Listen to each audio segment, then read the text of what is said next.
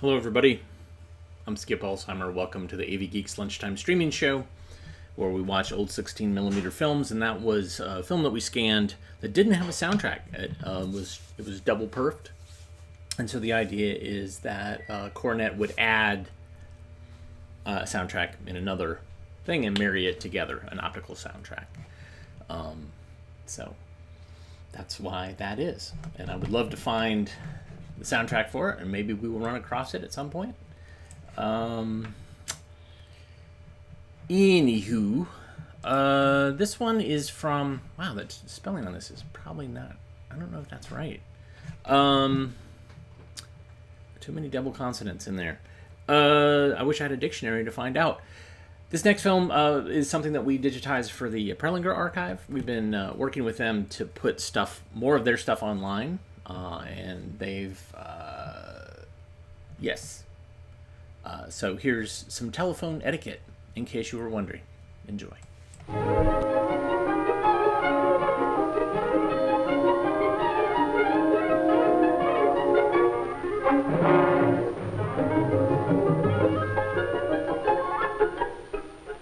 Did you ever notice how some people treat others? We like people who are polite. We should always try to be thoughtful. When we talk on the telephone, we should be kind and considerate. Let's learn some ways to be kind and considerate on the telephone. It's really very simple if you know 3 words: please, thank you, and I'm sorry. Let's take the word please first. You always say please when you ask for someone, like this. May I speak to Mrs. Jones, please? If you ask someone to wait, you would say please, like this. Wait just a moment, please. That is how you would use the word please. Another word is thank you. You always say thank you when someone does something for you. Billy, this is Mr. Harris. Mr. Jones wants a boy to work at 9 a.m. Saturday. He lives at 18 South 2nd Street. Will you be sure to tell him all of that for me? I'll deliver the message, Mr. Harris. Thank you very much. The person who says thank you is kind and considerate. You also say thank you if you ask someone to repeat a message so you can write it down. And your name is Mrs. Jones?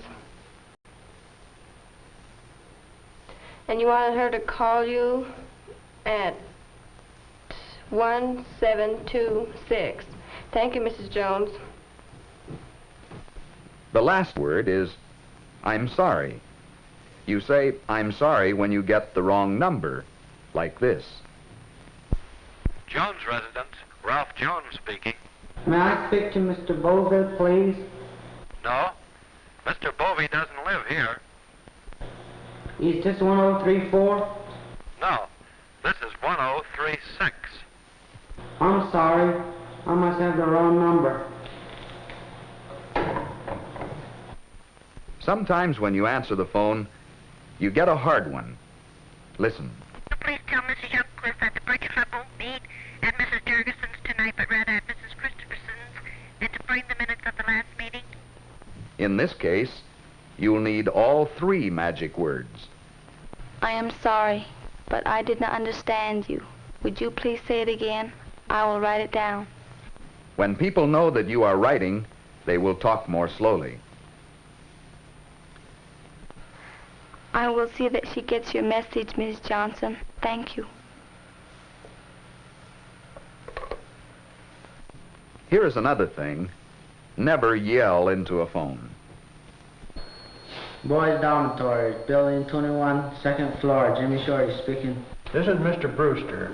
Is Joe Yazzie there? I have a job for him. I don't know.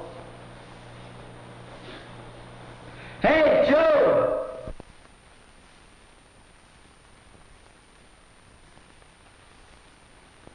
Here is a better way to handle that call. Is Joe Yazzie there? I have a job for him. I'll see. Wait just a moment, please. Put the phone down carefully. Then look for the person being called. This is the right way.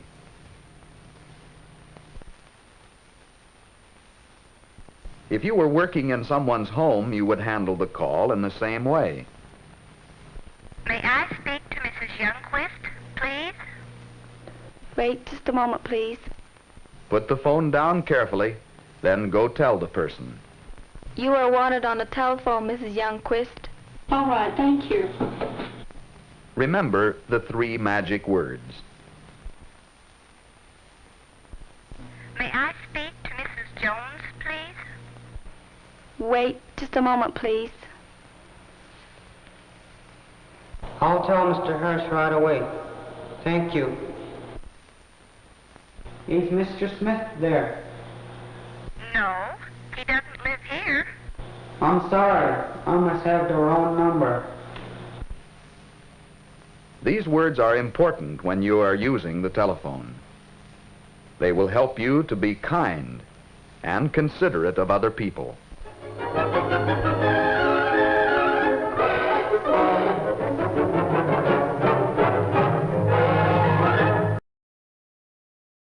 Wow, that's fascinating. The Bureau of Indian Affairs. Yeah. Trying to, I guess, to help Native Americans, to introduce them to this new telephone technology. To help them bridge the gap of like getting jobs, interacting with people. Yeah, fascinating. Absolutely fascinating. All right. So behind me I have a film on the scanner, and we love watching films on the scanner, which means we've not seen this before, I don't think. This is called Yes, I Can. And the title's clipped, so I don't know what year it was from. Enjoy.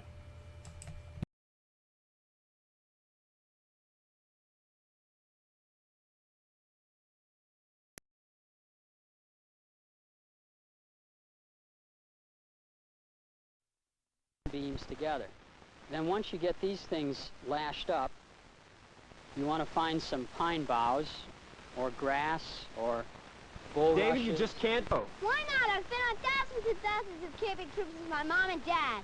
Listen, David, next week the cabin can go on a camping trip, and I'd like you to take your stuff off to the side, away from everybody else, and so you can set up your own campsite. How will that be? No, that's not good enough. David, you're too stubborn about this. You should just forget about it. I want to go out like the big kids. David, you don't understand. Even if I let you go, right?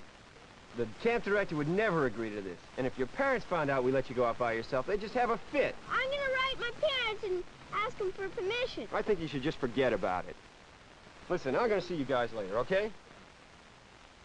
I'm not too young. I've been on millions of camping trips with my mom and dad. But Eddie thinks you're too young to go camping. I'm not too young. You could get lost or starve. I'll bring food along. You could be chased by a bear. You could be bitten by a snake. A million things could happen. A beehive could fall on your shoulder and sting your head. You can fall in a hole and break your leg. Then what would you do? You guys are just like Eddie. You're afraid to go out camping, so you give me this big lecture. I'm going to go over and watch Al and the solo campers. Yesterday we did 4. Today you're going to try to do 1 more. Because every day you're setting a new personal goal for yourself, right? That's good. Up again. That's okay. What's this got to do with solo camping? Well, what do you think? Well, I guess if something's running after you that wants to kill you, I guess you can climb up a tree and get away. Okay. How about just the idea that you know what your own abilities are, and so you have confidence in what you can do? Okay, people, that's enough of this. Let's do our jogs around the lake and go for a swim. Al, can I go too? Sure, if you can keep up. I can keep up. Go ahead. Oh, thanks. Hi, Al. I can. How's David? Well, I don't know. He just went off with the solo campers for 3 laps around the lake and a swim. 3 laps. Can you do that? Well, I don't know. I really admire the kid. He's persistent as anything. Has he been talking to you about the solo camping trip? Yeah, he's mentioned it. Jeez. He keeps bugging me all day long about it. I don't know.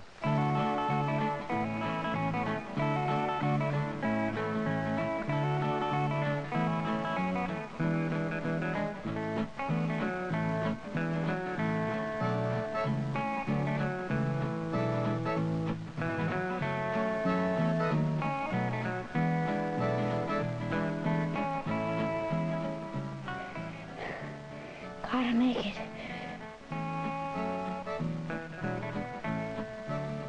Don't give up. Don't give up.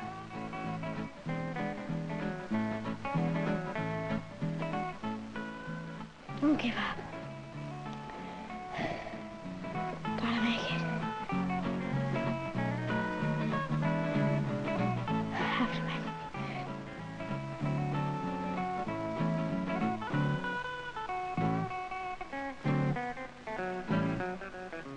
I made it! But what would you do out in the woods all the time by yourself, David? Wouldn't you rather be with your friends? Well, I like being alone. It's different than being with other people. But wouldn't you get bored all day by yourself? Well, I might get bored, but I could think of lots of things to do. Like what? I could fish, I could catch crayfish, I could catch animals, I could sleep, I could build my own lean-to. I could do a lot of things, Ken. Come on, Ken, haven't you ever had something you really want to do? Come on, David, let's go feed the pigeons. But why all night, David? Wouldn't you be scared by yourself on the mountain? No, Ken, I'd have a fire. I really want to do it. You can't always get to do the things you want, David. What if you get up there and change your mind? I could come home, couldn't I? But with a fire up there, I would be fine at night.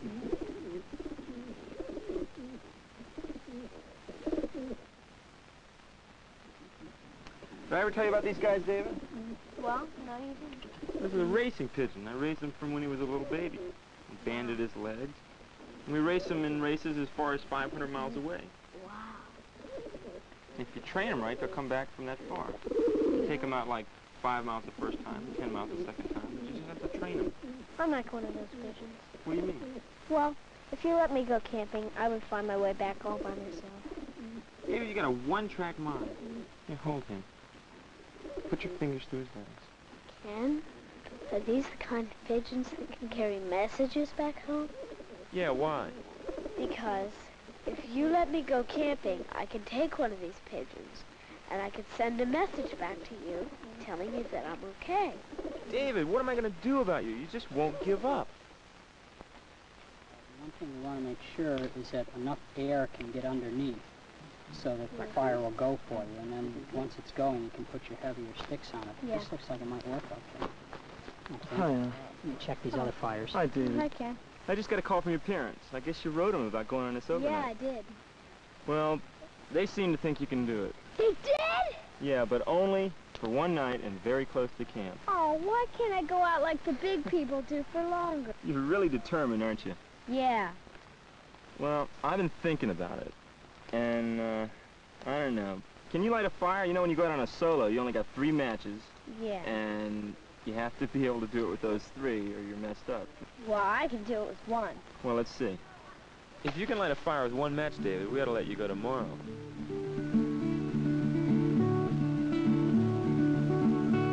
I done laid around and stayed around this old town too long. Summer's almost gone, yeah, winter's coming on. Done laid around and stayed around this old town too long, and I feel like I gotta travel on.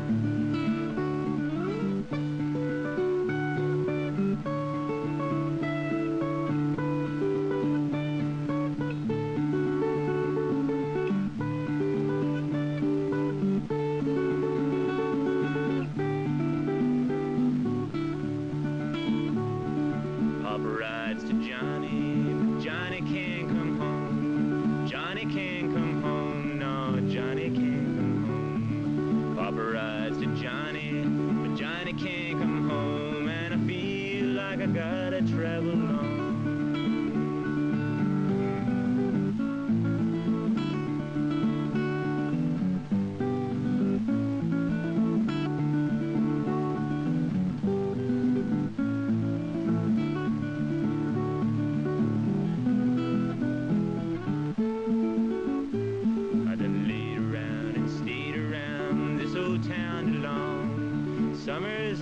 gone, yeah, winter's coming on. Done laid around and stayed around this old town too long, and I feel like I gotta travel on.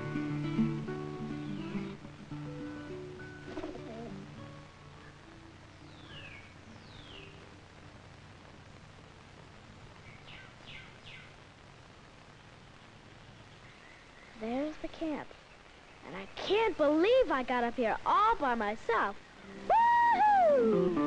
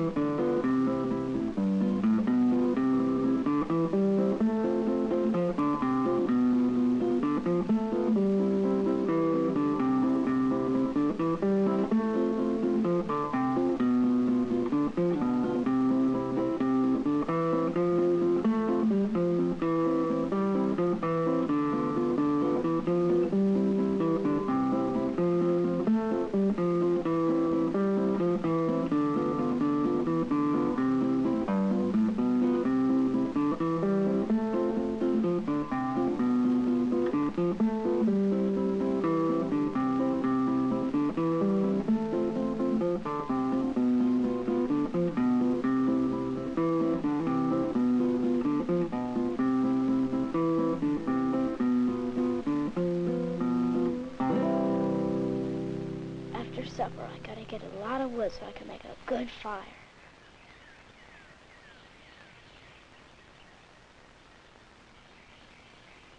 Oh, and I have to send my pigeon message, too.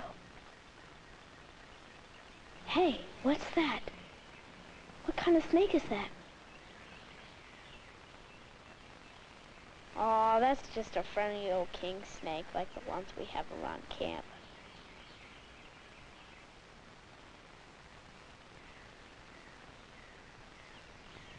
He's not poisonous, but I better not pick him up.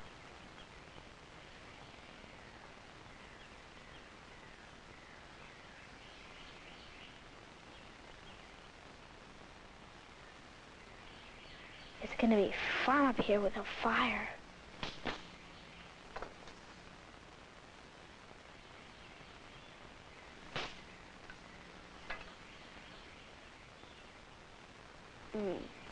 What should I write? I know. Dear kid, I'm doing fine.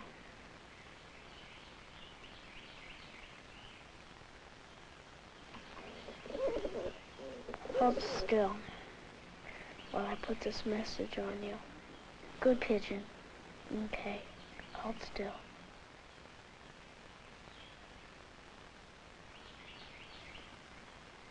Bye-bye, pigeon. Go!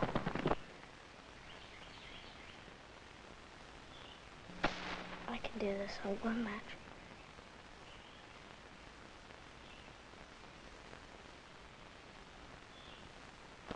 Rats went out. Oh, I'm sure I can do it on a second.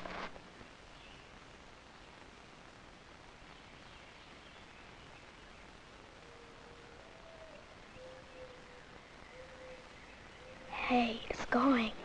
It's going good. It's going. Keep it up. Keep it up. Oh, it's going up. It's going up. Stay on. Stay on. Rats, it went up. One match left. I have to do it on this one. I'll get it this time. Okay, fire. Come on. Come on. Light. Light. Oh no, it went out. I don't have any more matches left. What do I do? Oh well, who needs a fire anyway?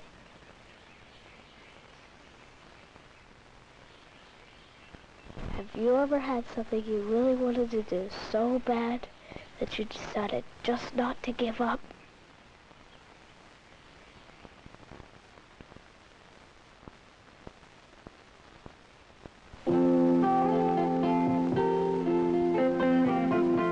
Inside Out is a series of programs and related materials developed and supported by 32 educational agencies in the United States and Canada, with additional support from Exxon Corporation.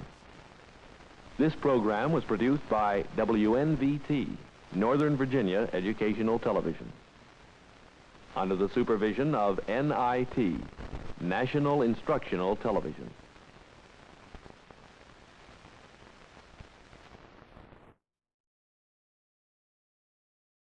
Alright, what's going on? Scanner was having a little bit of a freak out. Where am I? There I am. Wow, that was kind of idyllic. And there is a precedent. Inside Out often has open-ended endings. And some of them are great, some of them are horrible. But that was kind of nice. Was really kind of excited by that, how that worked. The kid kind of living on his own, and being on his own. His internal monologue. The one thing he did not learn is what soil was and what it does. Thankfully, we have a film here set up to teach you exactly that. Enjoy.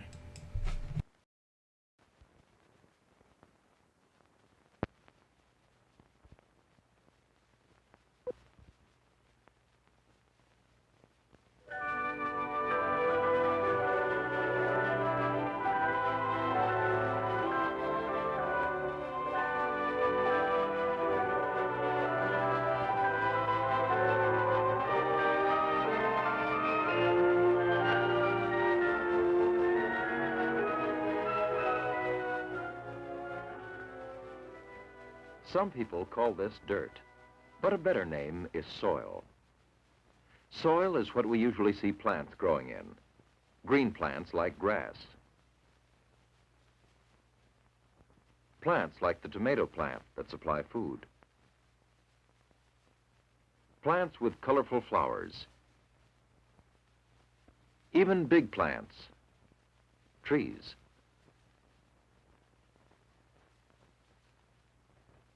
Wet soil is mud. You may get mud on your shoes and track it into the house. That's not a good place for soil to be. Much of what we call land or ground is soil. When we dig a deep hole, we can see that soil has several layers. The dark layer at the top is topsoil, the best part of soil for growing things. Below the topsoil is lighter colored soil mixed with pebbles and large stones. What is soil, and where does it come from? To find out, let's go to a beach. There, you know, there's mostly sand. Have you ever looked at sand very closely? These are grains of sand. They're tiny bits of rock. The bits have been broken and worn from bigger rocks containing a mineral called quartz. Where we find sand, we sometimes find clay, something like modeling clay. Bits of dry clay are smaller than bits of sand, so small that they feel smooth and powdery. Clay comes from granite and certain other kinds of rock. How do rocks break into small pieces? One way is, waves of an ocean or lake rub rocks together, knocking off little chips. The fast-moving water of a river may also rub rocks together, knocking off pieces.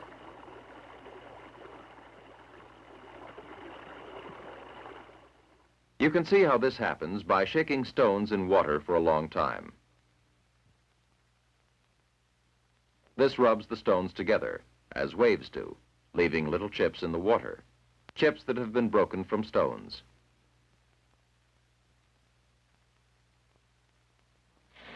Rocks may also be broken down over a very long time by the action of rainwater or by wind that blows sand and pebbles across larger rocks. In winter, water may freeze in small cracks in the rock. The ice forces pieces of rock to loosen. After a long time, they are so loose that they easily come off. As plants grow on rocks, their roots may loosen bits of the rock that come off.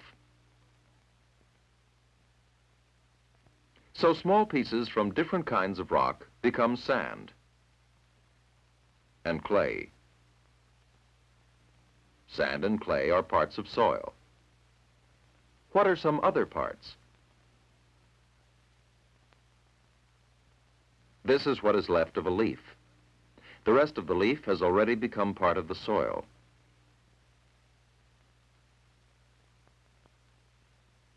And this is all that's left of an insect that's being broken down into part of the soil.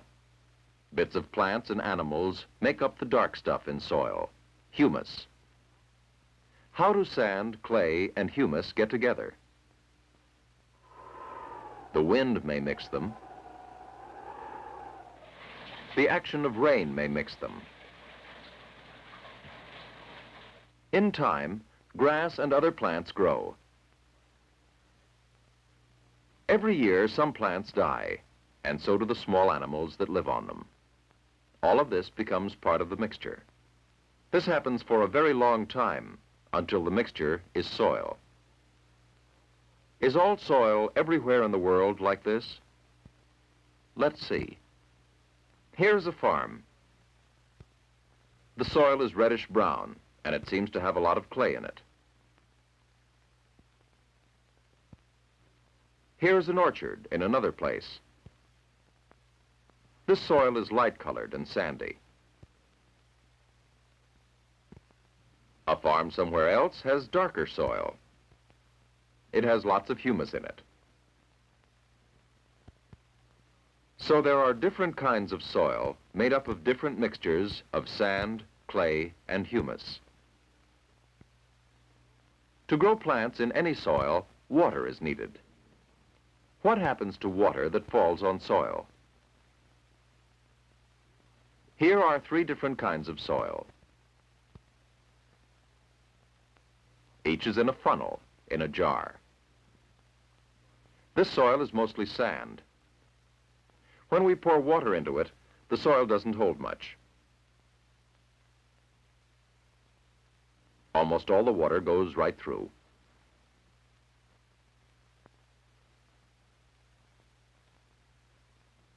This soil has lots of clay. When we pour water into it, the water stays on top. Very little water soaks into the soil or passes through it.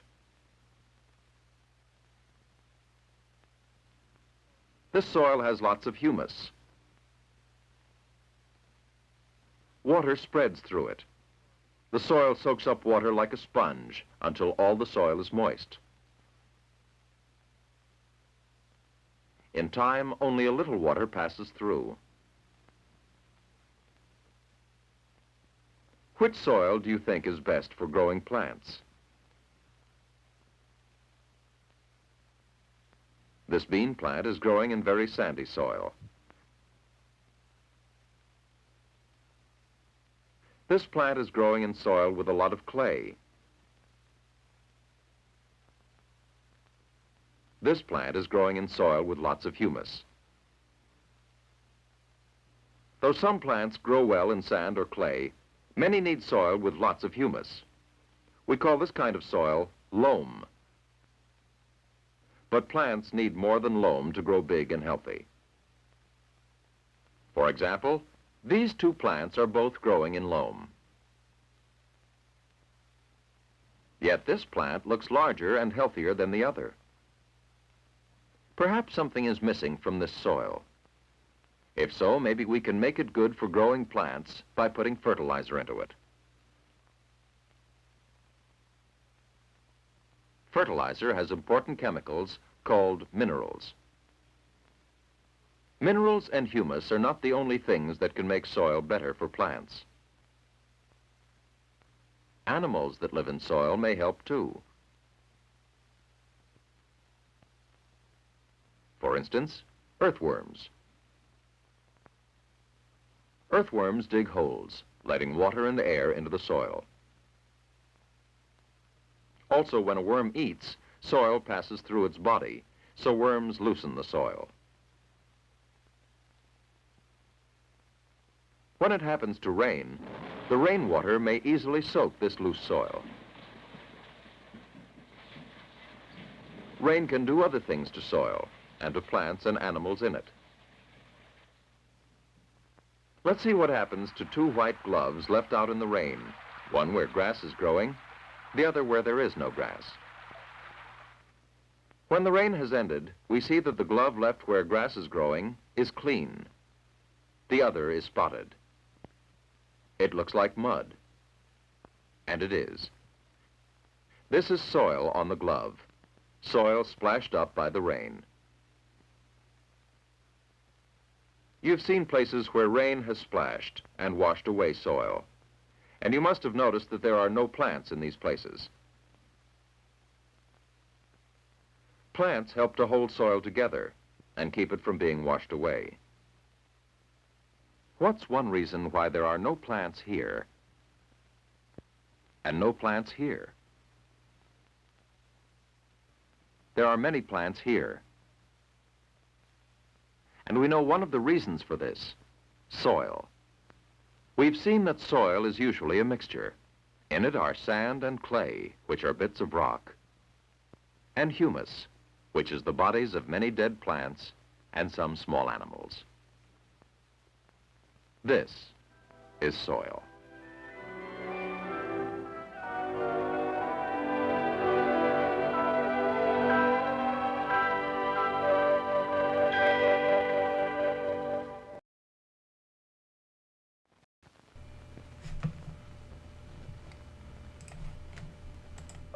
Wait, I hit the wrong thing. This is soil. And of course, I wasn't looking at the comments, but you know, the idea that that kid, that this film was a follow-up to the last film, and the kid is now humus, popped in my head.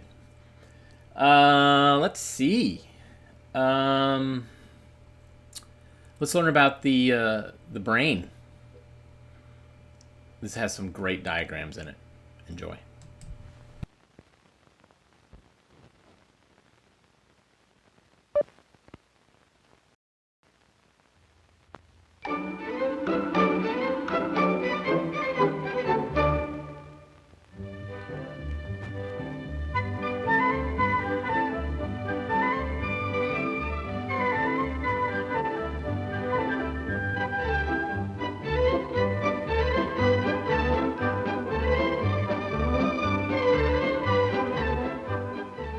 This young man's heart continues to beat, even while he sleeps.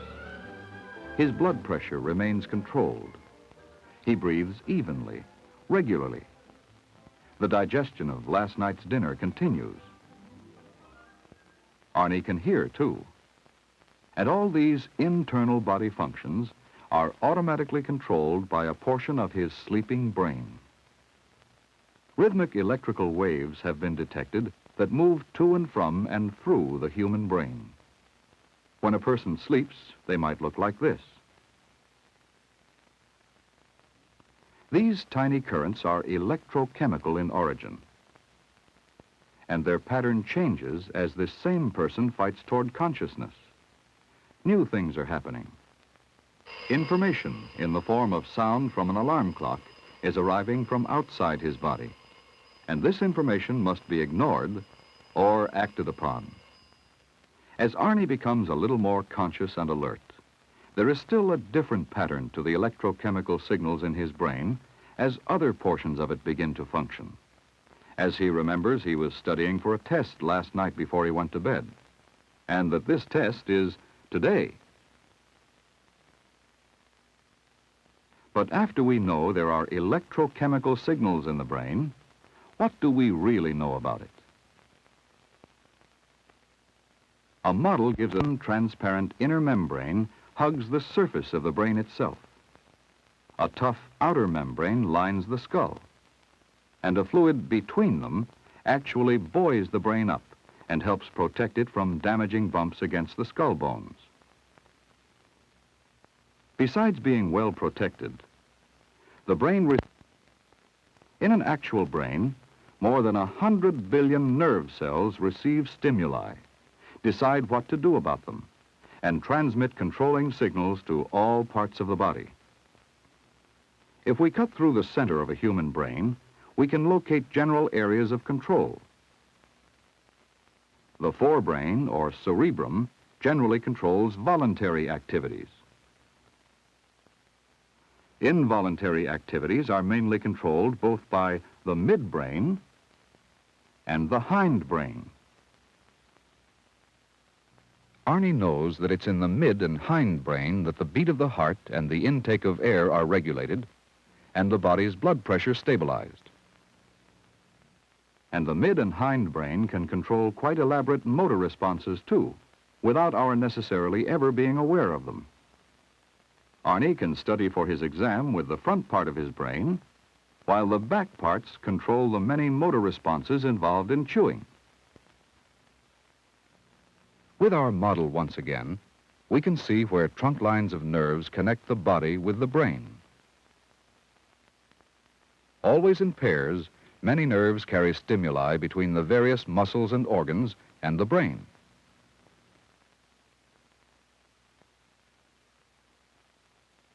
For example, this nerve carries stimuli from Arnie's mouth. The presence of food there causes sensory impulses to move to the hindbrain, which then automatically sends motor impulses back to the various muscles involved in chewing and also to the salivary glands. As the food is pushed toward the back of the mouth, it triggers new stimuli to move to the hindbrain. The hindbrain then automatically sends out coordinating signals to the muscles involved in swallowing. Each step of this involuntary process sets off new stimuli which move to the hindbrain. Coordinating signals then return to the appropriate muscles to move the food along, and to the proper glands to secrete the necessary digestive juices. Breathing and blood circulation are controlled in much the same way. And many other involuntary body processes are controlled from the mid and hind portions of the brain. The optic nerve is involved with vision. These nerves control the muscles of the eyes. These nerves control facial muscles and report taste, and these coordinate balance as well as hearing. Such involuntary processes are coordinated in the midbrain and hindbrain automatically, continually, keeping our bodies alive, and usually without our being aware of them. Certain other involuntary body responses are coordinated in another important center. This lies deep within the forebrain, or cerebrum. It is a mass of extremely specialized tissue, the hypothalamus, with neurons sensitive to specific stimuli in the bloodstream. For example, some neurons of the hypothalamus respond automatically to the stimulus of a high level of blood sugar by turning the appetite off. Arnie's full, and it's time to head for school. And that brings us to the brain's second function. For the human brain clearly does more than just automatically keep each of us alive. As a human being, you know, consciously, that you're alive. You respond to the stimuli in your environment, from cars to pretty girls. And these responses occur in this part of your brain, the forebrain. Further, you are usually conscious of these responses. Arnie responds to the school bus horn by turning his head and running toward it, for he's conscious of the fact that if he doesn't run, he may miss it. The decision to run for the bus is a conscious, voluntary act and occurs in the forebrain. But the coordination of the many muscles involved in running is unconscious, and the smooth blending of all the signals required is done in the mid and hindbrain.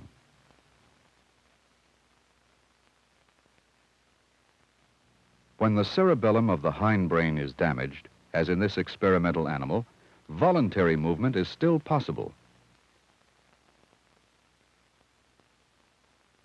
The cat moves toward the food, but there is little coordination of its muscles.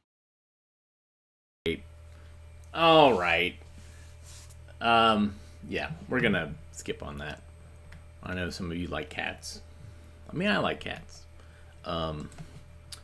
Let's, I was like, yeah, like, this is a great film.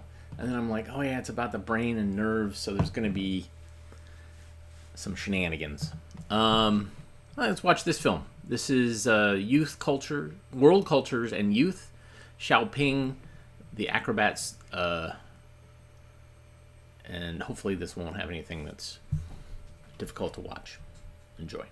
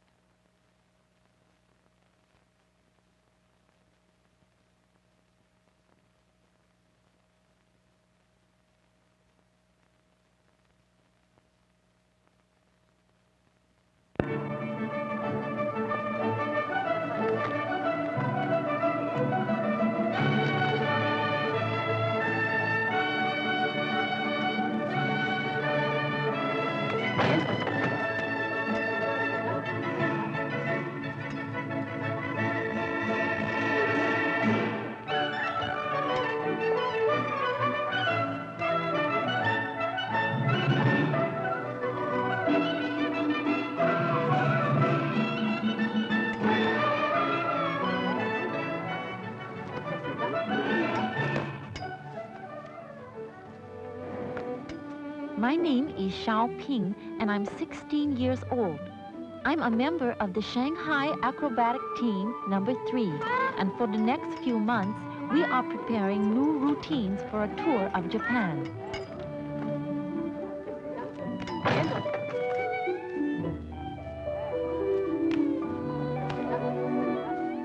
I live in China, the largest country in East Asia with a population of almost 1 billion people. My city, Shanghai, is very beautiful and is one of the centers of our 2,000-year-old Chinese acrobatic tradition.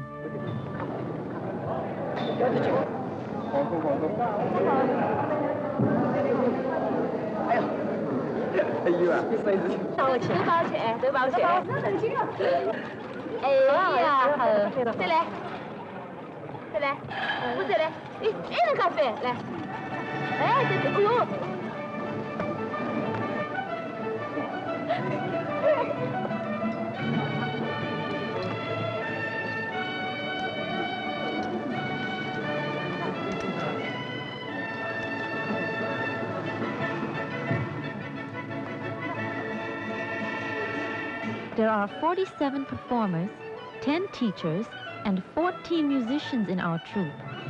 My best friend is Shan Feng, who is 17 and a superb acrobat.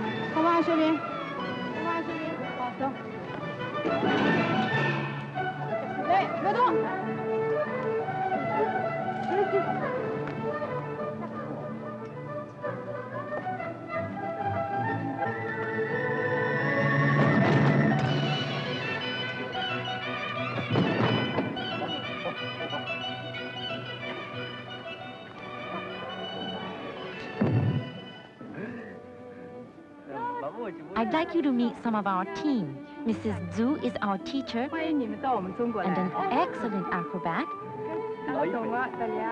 Dalian says he's happy to meet you too. And this is Liu Jun, who's very sure-footed, and our teacher, Mr. Wang, who is one of China's master acrobats. And you've already met my friend Shan Feng.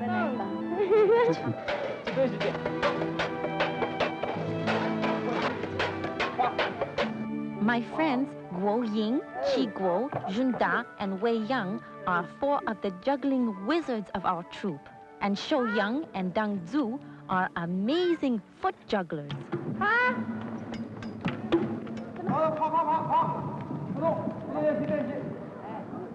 When we are not performing, we practice 5 hours a day. Our team has been together for 7 years, working to develop our own skills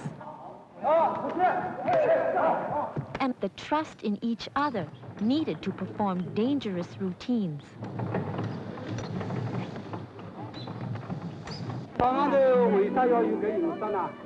This morning, Mr. Zhu, one of the leaders of our troop, has called a meeting to make a special announcement. He says that Shanghai Television has invited our whole troop to do a special program next week to be telecast all over China. We are very excited. It's a great honor to entertain our people, and he says now we must try to perfect our new routines, even though time is so short. Shang Feng and I are especially excited because we've never been on television.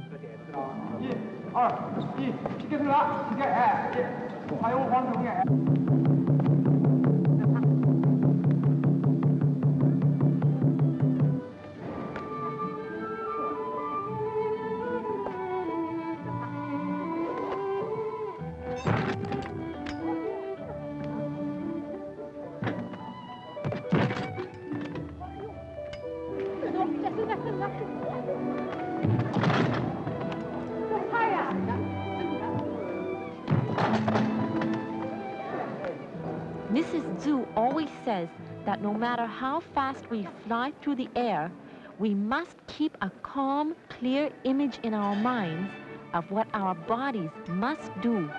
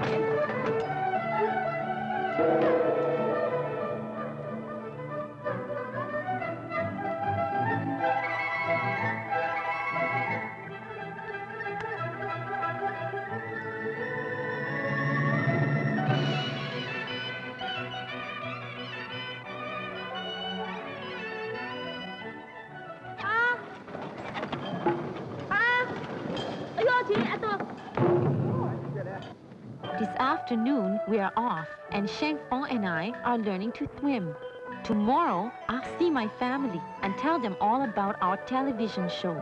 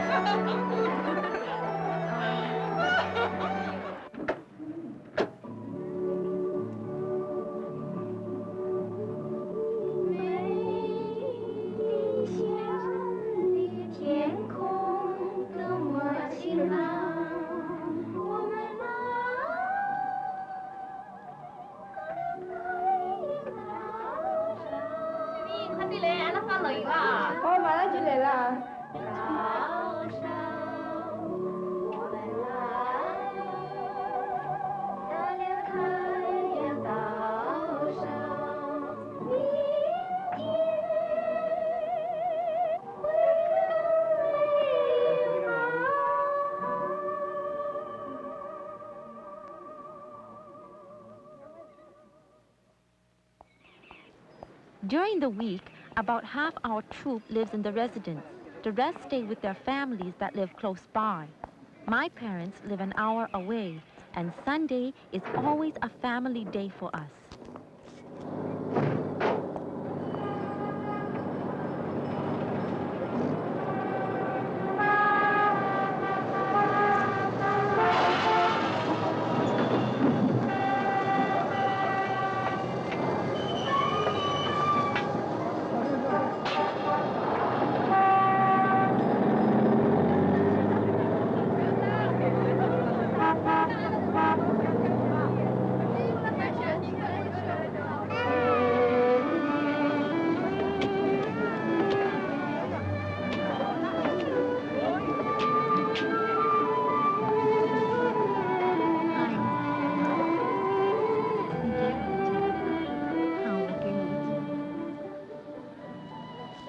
apartment is in a complex at the edge of Shanghai, and today my sister and brother-in-law will be coming for lunch.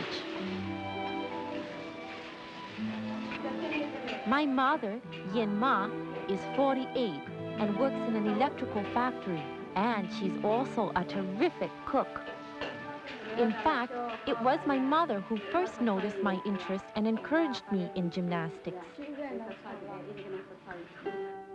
I started when I was 5 years old, and when I was 9, the people from the Shanghai acrobatic troupe asked me and other young gymnasts in our area to form a new acrobatic team, team number 3. Since then, we've done our schooling together and practiced together.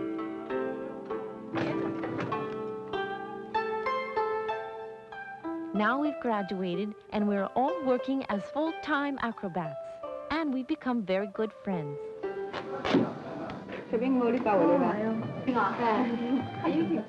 My father, Yu Fa, is 58 years old and works in a machine factory. The whole family is very excited about my being on television, although we don't have a television set and my parents might not be able to see the show, which would be very sad.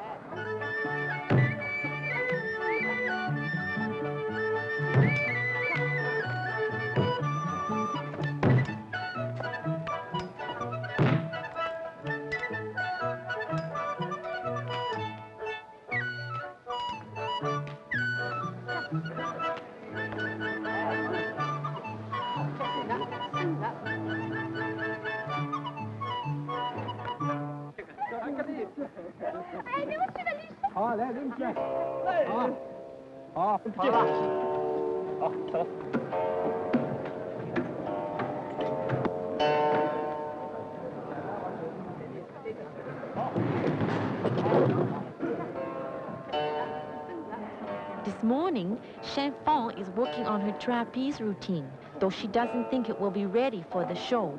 And teacher Song wants her to be very careful because she hasn't worked on the trapeze for some time.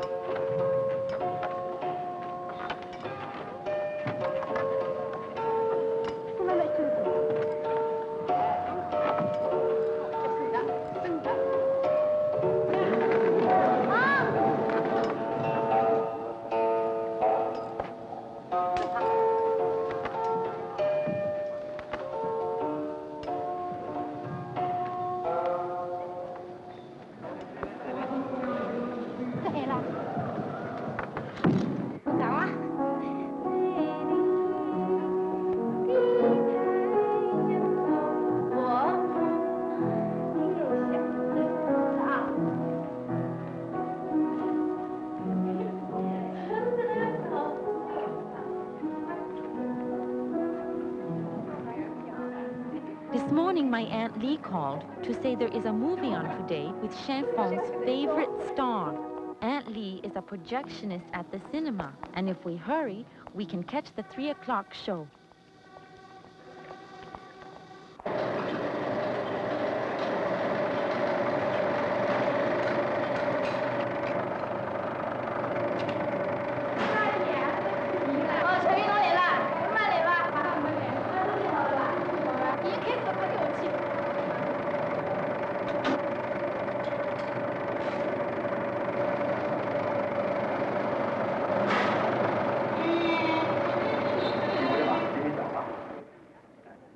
The movie is about the Long March, how Chairman Mao led the pioneers of our revolution on a 6,000-mile march.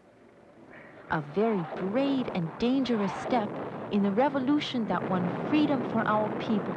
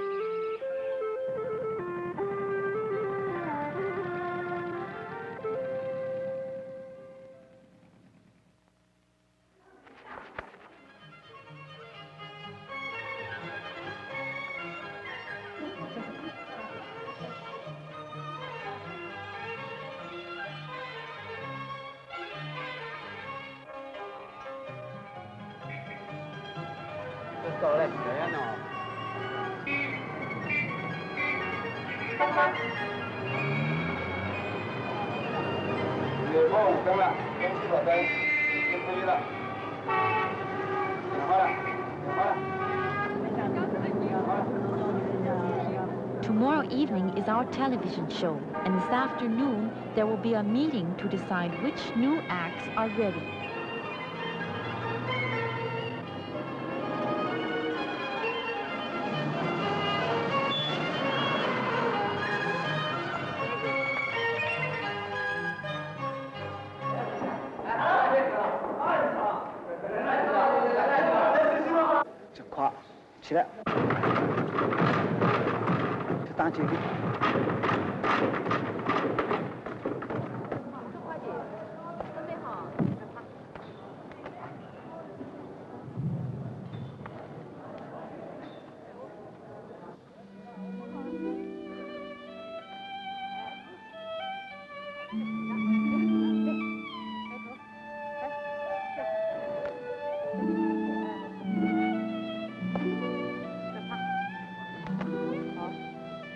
Mrs. Zhu wants us to do a free-form routine. I really love acrobatics. Our bodies have to be very supple and elegant, and it feels wonderful. Mrs. Zhu says that to be a master acrobat, every move and every tiny detail must be perfect and second nature. It's very hard work, and sometimes it hurts.